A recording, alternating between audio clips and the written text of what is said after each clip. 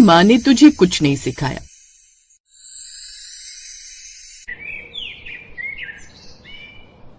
अरे सौम्या बहू, देख तो पूनम बहन तुमसे मिलने आई है।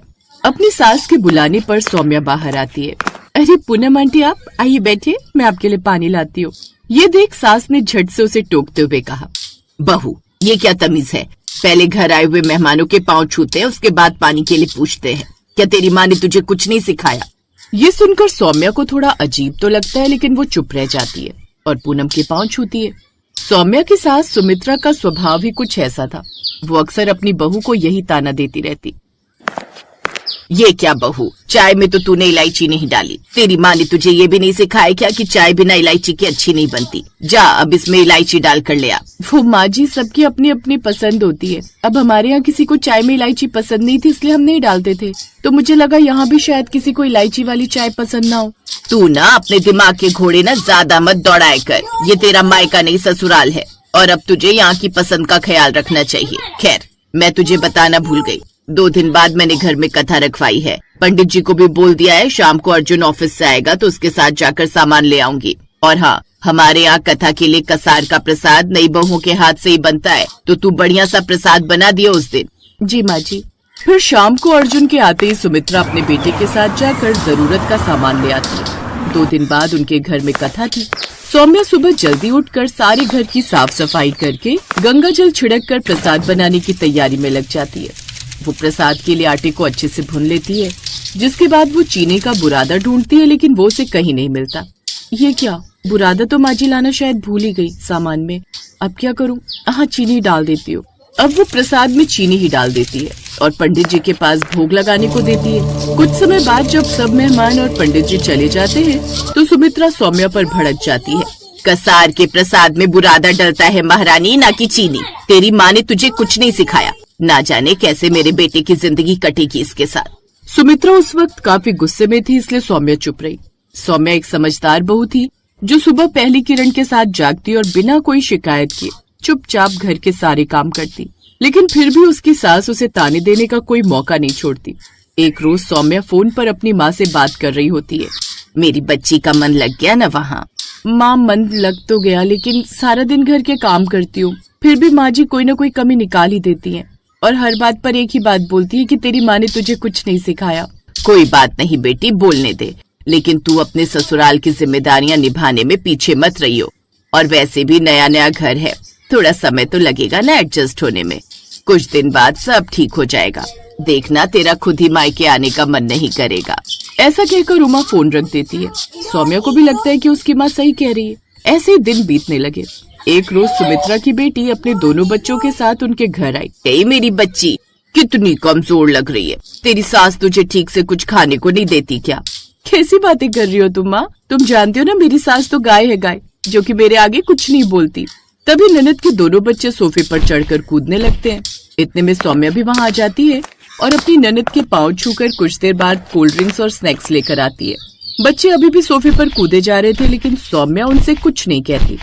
अगर ये बच्चे ऐसे ही सोफे पर कूदते रहे तो ऐसा ना हो कि इनकी स्प्रिंग खराब हो जाए। लेकिन अगर अब मैं कुछ भी बोलूंगी तो माँ जी मुझे ही 2 बातें सुना देंगी। इससे तो अच्छा होगा मैं चुप ही रहती हूँ। सौम्या चुप रहकर रसोई में जाकर खाना बनाने लगती है, लेकिन कुछ देर बाद उसकी सास वहाँ आती है। बहू, तुझ में कुछ अकल है कि नहीं? वो बच्चे कब से सोफे पर कूद रहे थे।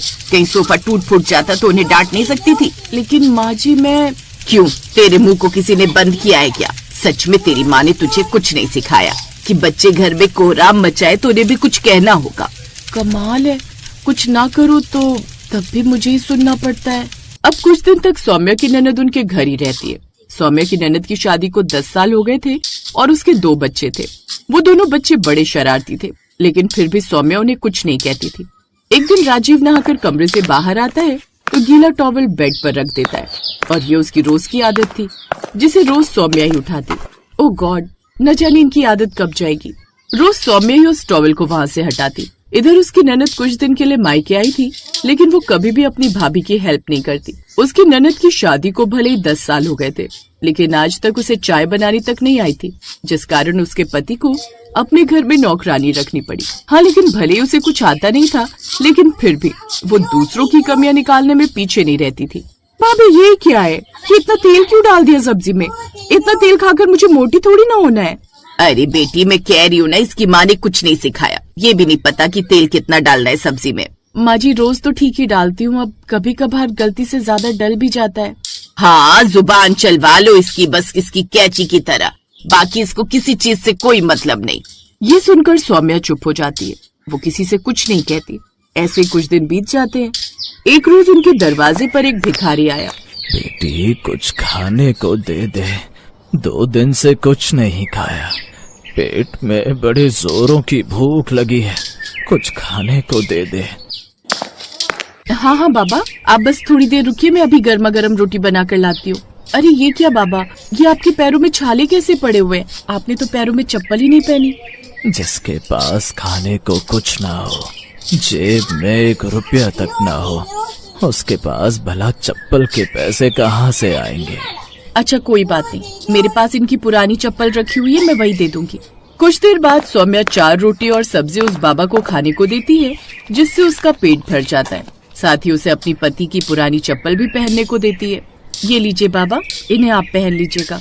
लेकिन तभी उसकी सास और ननद जो बाजार गई हुई थी वहाँ से लौट आती हैं। अरे अरे अरे, ये क्या, हम जरा बाजार क्या गए, ये महारानी तो घर लुटाने पर ही आ गई। तुझ में इतनी भी अकल नहीं है कि ऐसे ही एक एक चीज लुटाती रही ना तो एक दिन ये घर कंगाल हो जाएगा। और बूंद बूंद जोड़ कर ही घड़ा भरता है। क्या तेरी माँ ने इतना भी नहीं सिखाया? लेकिन अब बात बर्दाश्त से बाहर हो चुकी थी। हर बात पर अपनी माँ के लिए ताना सुनना आखिर सौम्या कब तक बर्दाश्त करती? और फिर इतने दिनों से उसके अंदर का जो ज्वालामुखी था वो फूट पड़ा।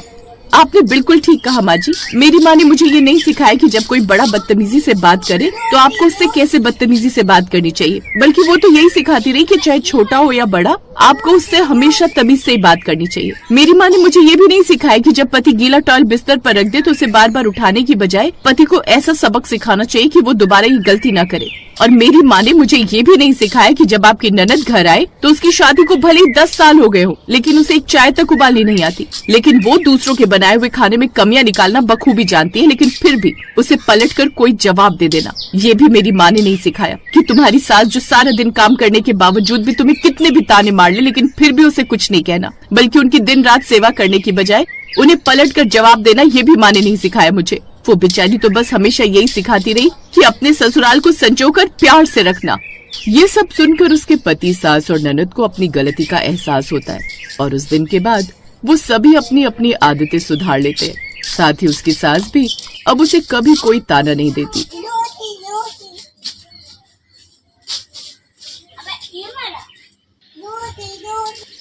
भाभी, हमारे कॉलेज की तरफ से गोवा के लिए एक ट्रिप ऑर्गेनाइज की गई है, जिसके लिए वो हमसे 5,000 रुपए ले रहे हैं। मेरी सभी सहेलियां जा रही हैं, मेरा भी बहुत मन है, प्लीज मुझे जाने दो।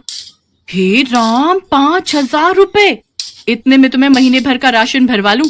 कोई जरूरत नहीं है कहीं जाने की, चुपचाप से घर पर रहो और घर के कामकाज में मेरी मदद करो। ये लो, जल्दी से इन कपड़ों को प्रेस कर दो।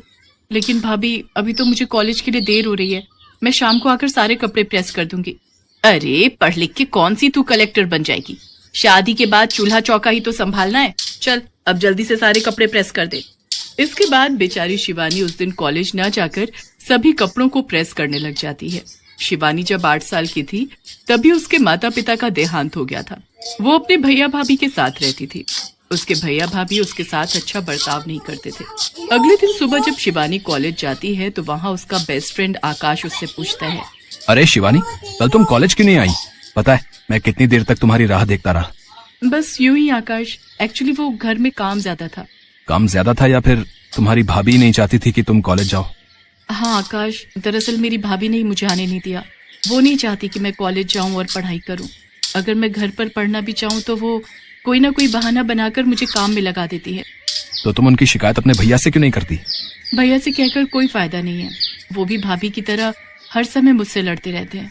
अपनी शादी से पहले तो वो मुझे बहुत प्यार करते थे, लेकिन जब से भाभी उनकी जिंदगी में आई है तब से वो बिल्कुल ही बदल गए। शिवानी का उदास चेहरा देखकर आकाश दुखी हो जाता है, क्योंकि वो शिवानी को दिल ही दिल में बहुत चाहता था। लेकिन शिवानी इस बारे में कुछ नहीं जानती।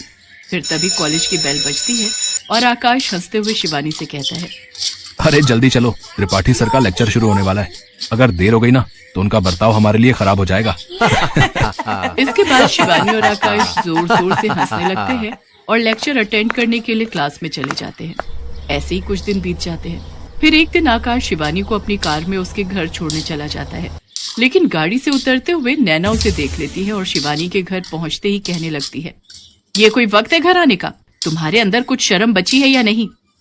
भाभी, आप इतना नाराज क्यों हो रही हो? 1 घंटा ही तो लेट हूँ। आप तो ऐसे चिल्ला रही हैं जैसे 2 दिन से कहीं गायब हूँ। मुझसे जुबान लड़ाती हो? अगर आज तुमसे 1 घंटे का हिसाब नहीं लिया ना तो कल से 2-2 दिन भी गायब रहने लगोगी। अब जो मैं पूछ रही हूँ उसका सीधा सीधा जवाब दो। भाभी, कल से मेरे एग्जाम शुरू होने वाले हैं तो लाइब्रेरी में बैठकर पढ़ाई कर रही थी। घर पर तो आप मुझे पढ़ने नहीं देती, किसी न किसी काम में लगाए रखती हैं। अच्छा बेटा, जुबान तो कैंची की तरह चलती है तुम्हारी। आखिर कौन था वो लड़का जो तुम्हें यहाँ छोड़ने आया था? वो मेरे कॉलेज में मेरे साथ ही पढ़ता है। आज पढ़ाई के चक्कर में थोड़ा लेट हो गई थी, इसलिए वो मुझे घर ड्रॉप करने आया था। आजकल बड़े पंख लगे हुए हैं तुम्हारे। आज किसी के साथ रात को घर आई हो, कल किसी के साथ शादी करके आ जाओगी, तो क्या इज्जत रह जाएगी हमारी? आने दो तुम्हारे भैया को, उन्हें भी तो पता चले क्या गुल खिला रही है उनकी बहना। शिवानी नैना को समझाने की बहुत कोशिश करती है कि जैसा वो सोच रही है ऐसा कुछ भी नहीं है, लेकिन नैना शिवानी की एक नहीं सुनती और अपने पति मयंक के घर आते ही शिवानी के खिलाफ उसके कान भर देती है। अगली सुबह शिवानी जैसे ही तैयार होकर कॉलेज के लिए निकलने लगती है, तभी मयंक उसे रोकते हुए कहता है, शिवानी, आज से तुम कॉलेज नहीं जाओगी। लेकिन क्यों भैया, आज तो मेरा एग्जाम है। अरे बहुत कर ली तुमने पढ़ाई, अब घर पर रहकर घर के कामकाज सीखो। इससे पहले कि तुम हमें कहीं मुंह दिखाने लायक नहीं छोड़ो, उससे पहले ही हम तुम्हारी शादी कर देंगे। शादी? इतनी जल्दी भैया? नहीं भैया, जब तक मैं पढ़ाई पूरी नहीं कर लेती तब तक मैं शादी नहीं करूंगी। शिवानी, तुम्हें पता है ना, मैंने एक बार जो फैसला ले लिया सो ले लिया। कल शाम तुम्हें देखने लड़के वाले आ रहे हैं, तुम तैयार रहना, हम जल्द ही तुम्हारी शादी कर देंगे। शिवानी अपने भाई को समझाने की बहुत कोशिश करती है, लेकिन मयंक उसकी बिल्कुल नहीं सुनता। और उधर कॉलेज में बैठा आकाश कब से शिवानी की राह देख रहा होता है। एग्जामिनेशन हॉल में शिवानी के न आने के कारण आकाश भी वहां से बिना पेपर दिए ही चला जाता है। एग्जाम खत्म होने के बाद शिवानी और आकाश की दोस्त निधि आकाश के पास आकर बैठती है और उससे कहती है, आकाश तुम पागल हो गए हो क्या, जो बिना पेपर दिए आ गए? निधि यार, आज शिवानी कॉलेज नहीं आई, मुझे कुछ ठीक नहीं लग रहा। क्या तुम उसके घर जाकर पता कर सकती हो कि आखिर बात क्या है?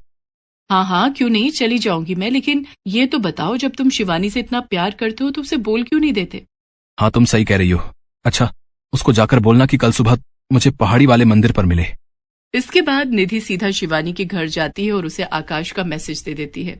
अगले दिन सुबह शिवानी आकाश से जाकर मंदिर में मिलती है और रोते हुए उससे कहती है, आकाश, मेरे भैया भाभी जबरदस्ती मेरी शादी एक अनपढ़ तलाकशुदा मर्द के साथ कर रहे हैं, और तो और उसके 2 बच्चे भी हैं। क्या?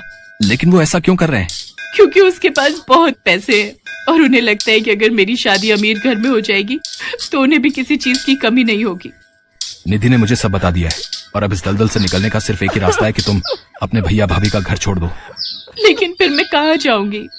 भैया के अलावा इस दुनिया में मेरा है ही कौन? तुम मेरे घर चलो शिवानी, मैं सच कह रहा हूँ, मैं तुम्हें कभी किसी चीज की कमी नहीं होने दूंगा। लेकिन आकाश, तुम्हारे घर पर इस तरह रहना लोग क्या कहेंगे? तुम्हारे घर वाले क्या सोचेंगे? नहीं, मुझे ठीक नहीं लग रहा। शिवानी, आज हम मंदिर में खड़े हैं और मैं भगवान के सामने तुमसे कुछ भी झूठ नहीं कहूंगा। मैं तुम्हें बहुत प्यार करता हूँ और जिंदगी भर तुम्हारे साथ रहना चाहता हूँ। क्या तुम मुझसे शादी करोगी? शिवानी, मैं भगवान को साक्षी मानकर उम्र भर तुम्हारा साथ निभाने का वादा करता हूँ। तुम्हें हर हाल में खुश रखूंगा और हमेशा तुम्हारा साथ दूंगा। आकाश की बात सुनते ही शिवानी दंग रह जाती है और कुछ कह पाती उससे पहले ही आकाश कुमकुम उठाता है और उससे शिवानी की मांग भर देता है। आकाश की बातों ने शिवानी का मन भी जीत लिया। शायद उसे जिंदगी में पहली बार किसी ने इतना प्यार दिया था और वो राजी खुशी आकाश के साथ मंदिर में अग्नि को साक्षी मानकर शादी कर लेती है। शादी करने के फौरन बाद शिवानी आकाश के साथ अपने घर पहुंचती है तो उसकी भाभी उसको देखते ही जोर जोर से छाती पीटने लगी। हाय राम, ये क्या कर डाला इस लड़की ने, हमें कहीं मुंह दिखाने लायक नहीं छोड़ा। जिस बात का डर था वही हुआ, इस लड़की ने हमारे मुंह पर कालिक पोत दी। अच्छा, जब तुम पैसों की खातिर मेरी उस तलाकशुदा बच्चों के पिता से शादी करवाने जा रहे थे तब कुछ नहीं, और अगर मैंने अपनी पसंद के लड़के से शादी कर ली तो तुम्हारी खानदान की इज्जत मिट्टी में मिल गई। शिवानी, ये तुमने अच्छा नहीं किया, अब निकल जाओ मेरे घर से और फिर कभी मुझे अपनी शक्ल भी मत दिखाना। आज से तुम हमारे लिए मर गई। मर तो मैं आपके लिए उसी दिन गई थी भैया जिस दिन भाभी ब्याह कर इस घर में आई थी। बस ये बात कहने में आपको कई साल लग गए। इसके बाद आकाश शिवानी को अपने घर लेकर जा रहा होता है। तभी गाड़ी में बैठी शिवानी आकाश से पूछती है, आकाश तुम्हें डर नहीं लग रहा? मुझे तो बहुत डर लग रहा है। ना जाने तुम्हारे मम्मी पापा क्या कहेंगे, पता नहीं वो हमारे रिश्ते को अपनाएंगे भी या नहीं। तुम घबराओ नहीं शिवानी, ऊपर वाले ने चाहा तो सब ठीक ही होगा। घर पहुंचते ही आकाश गाड़ी से उतरता है और शिवानी की तरफ का गेट खोलते हुए उसे बाहर आने के लिए कहता है। शिवानी घबराई हुई धीरे धीरे घर के दरवाजे तक जाती है तो देखती है कि एकदम से उनके ऊपर फूलों की बारिश होने लगती है और उसकी सास हाथ में आरती की थाल लिए खड़ी होती है। शिवानी ये सब देखकर दंग रह जाती है। आकाश के मम्मी पापा ने बहुत ही अच्छे से शिवानी का स्वागत किया और तोहफे के रूप में उसे सोने के गहने भी दिए। इसके बाद शिवानी और आकाश ने माता पिता के पैर छूकर उनका आशीर्वाद लिया। फिर शिवानी ने आकाश से पूछा, आकाश अब तो बता दो ये सब क्या हो रहा है? तुम्हारे मम्मी पापा गुस्सा होने की जगह हमारी आरती उतार रहे हैं। मुझे तो कुछ समझ नहीं आ रहा। बताता हूँ बाबा, सब बताता हूँ। दरअसल मैंने अपने माता पिता को तुम्हारे बारे में पहले ही बता दिया था और उन्होंने ही मुझसे कहा था कि मैं आज ही तुमसे शादी कर लूं और तुम्हें उनकी बहू बनाकर इस घर में ले आऊं। और ये सब तैयारी, ये भी उन्हीं का ही आइडिया था। ओहो, तो इसीलिए मंदिर में मेरे जवाब का इंतजार किए बिना ही तुमने मेरी मांग में सिंदूर भर दिया, ताकि मेरे पास मना करने का कोई कारण ही ना रहे। हाँ, मेरे मम्मी पापा सुबह से इन सब तैयारियों में लगे हुए थे। उन्होंने ही घर को सजाया, तुम्हारे मेरे लिए गिफ्ट लेकर आए और ये फूलों वाला आइडिया, ये भी उन्हीं का ही था। सच में आकाश, तुम्हारे मम्मी पापा बहुत अच्छे हैं। तुम्हारे नहीं बल्कि हमारे। आज से वो तुम्हारे भी तो मम्मी पापा हैं। हाँ, हमारे मम्मी पापा बहुत अच्छे हैं। इसके बाद दोनों ने अपनी